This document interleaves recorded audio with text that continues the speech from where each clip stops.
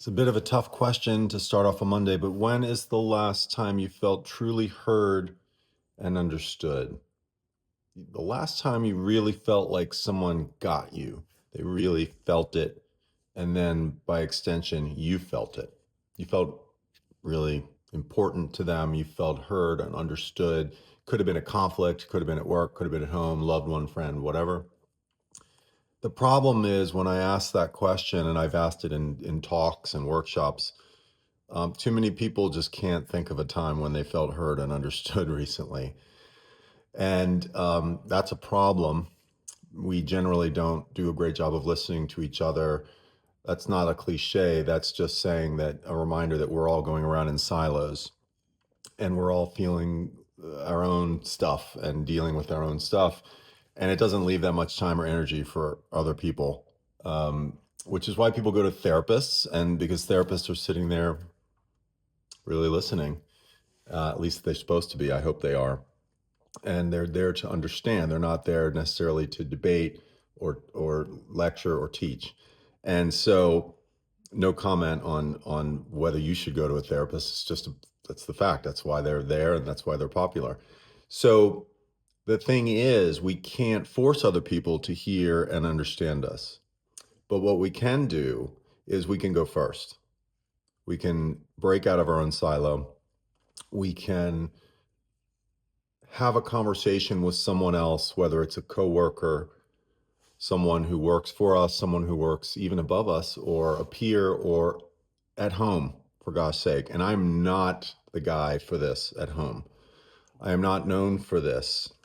If my family is watching, they'll know that I'm being honest here. But at work, it is important, especially to get out of that silo and say to the other person, tell me what's going on, and um, let me make sure I understand where you're coming from, and acknowledge whatever is the situation from their perspective without arguing, without debating, without clarifying and making them, well, give me an example of the last time. Okay, I mean, that's not unimportant, but so you can go first and you can break the cycle of people walking around feeling not heard, not understood.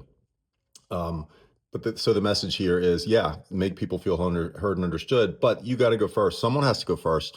They are so much more likely after you make them feel heard and understood to pay it forward and to, at some point in the future, make you feel heard and understood. So it's important. It's kind of what makes the world go round.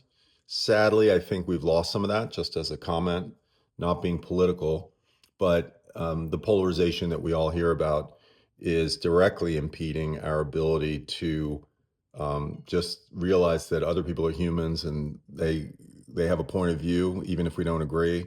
It's important to have the conversation with them and leave them feeling heard and understood.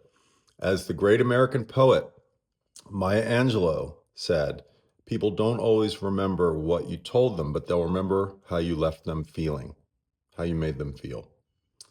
So today, leave someone else feeling heard and understood. It does work. It works magic, especially with customers. I don't mean to bring this down to a commercial level so dramatically at the end, but I've seen that magic. 3,000 discovery conversations I've done, teaching others to do it. Leaving customers feeling heard and understood has a strong commercial benefit, not just a soft skill. Think about it, try it. I promise you it works. Have a great day.